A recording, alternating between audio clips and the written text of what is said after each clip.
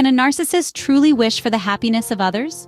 A question that might seem straightforward at first glance, yet holds a labyrinth of complexities within its folds. To understand this first, we need to peel back the layers of what narcissism really is. Often painted with a broad brush of negativity, narcissism is a psychological construct, a personality trait, if you will, that is characterized by an inflated sense of self-importance, a deep need for excessive attention and admiration, and a distinct lack of empathy for others.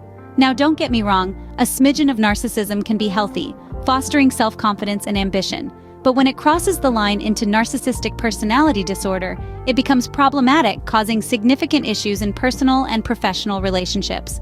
One common perception is that narcissists don't want others to be happy. But why is that so?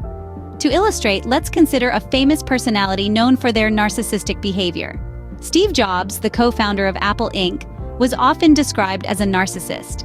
He was known for his relentless pursuit of perfection, often at the cost of the happiness of his colleagues. He was laser-focused on his vision, with little regard for the feelings or happiness of those around him. This isn't to say that all narcissists are like Steve Jobs or that all their actions are detrimental. However, it does highlight a key trait of narcissism: the inability or unwillingness to recognize and validate the feelings and needs of others. This, in turn, can lead to the perception that narcissists can't stand to see others happy. But it's not as black and white as it seems. Narcissists can often misconstrue the happiness of others as a threat to their own self-esteem or status, leading to a complex dynamic where the happiness of others is perceived as a personal affront. This brings us to the question, why can't narcissists stand to see others happy? Join us as we delve deeper into the enigma of narcissism in the next scene. Diving deep into the psyche of a narcissist, we unearth a complex web of self-perception and distorted worldview. At the core, narcissism is characterized by an inflated sense of self-importance, a deep need for excessive attention and admiration, and a lack of empathy for others. To understand how narcissists view themselves, picture a grandiose castle. This castle represents the narcissist's self-image: grand, untouchable, and superior. They are the kings and queens of this castle, deserving of admiration and respect, often believing they are unique and can only be understood by or associate with other special or high-status people. But what lies beyond this castle? Outside these towering walls is the rest of the world, which, to a narcissist, often appears inferior, threatening, or insignificant. This is where the narcissist's view of others comes into play. To maintain their high status within their castle, they often devalue others, viewing them as less important, less talented, or less deserving.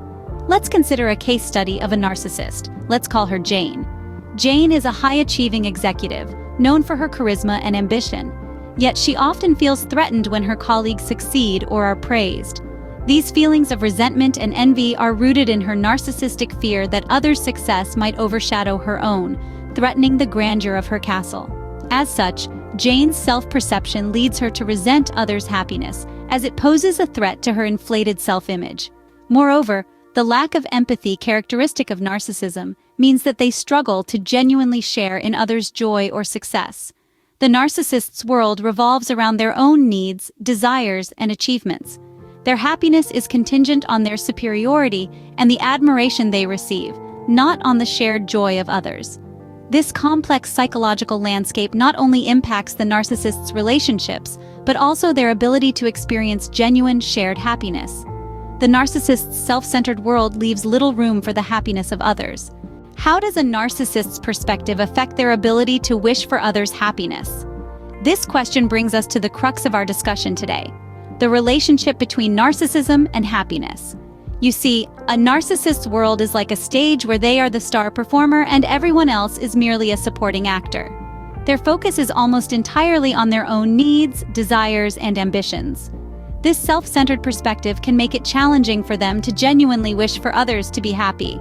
It's not that they wish unhappiness upon others, rather, their preoccupation with their own happiness simply leaves no room for considering others' joy. Let's delve a little deeper using a real-life example. Picture this. We have two friends, John and Mike. John is a narcissist, and Mike has just been promoted at work. Now, a typical reaction to a friend's success would be happiness and celebration. However, for John, Mike's promotion is a source of discomfort. Why? Because in John's world, he is the star, and Mike's success somehow threatens his position in the spotlight. John might feign happiness for Mike, but deep down, he feels threatened, envious, maybe even a bit insecure. And this is because a narcissist's happiness often revolves around being superior or more successful than others. Of course, not all narcissists react in the same way, and it's important to remember that narcissism is a spectrum. But generally, their happiness is intrinsically linked to their sense of self-importance and superiority.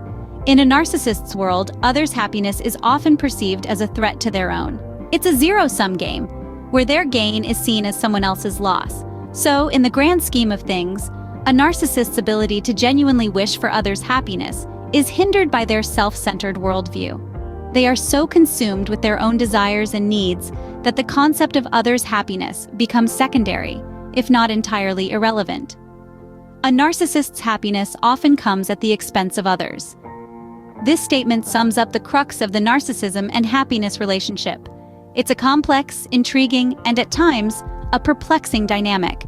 But understanding it can help us navigate our relationships with those who exhibit narcissistic tendencies. Living in a narcissist's world. Imagine residing in a space where the sun, moon, and stars revolve around one person, where the gravitational pull of someone's ego dictates the ebb and flow of every interaction. This is what it's like to be in the orbit of a narcissist. Their world is a stage, and they are the main character, the hero, the victim, the misunderstood genius. Every interaction, every conversation, every situation is seen through the lens of how it reflects on them. And this self-centered perspective can make it incredibly challenging for those who have relationships with narcissists. Take, for instance, the story of Sarah and Mark. Sarah, a vibrant and ambitious woman, found herself in a relationship with Mark, a charming and charismatic man who, as she would later realize, was a narcissist. Sarah was initially drawn to Mark's confidence and charm, but over time she began to see a pattern. Whenever she achieved something, Mark would subtly undermine it. When she received a promotion at work, instead of celebrating with her, Mark would lament about his own job, shifting the spotlight back onto himself. Sarah's happiness was a threat to Mark's ego. It challenged his position as the center of their universe. So he did what narcissists often do. He tried to eclipse her joy with his own needs and insecurities.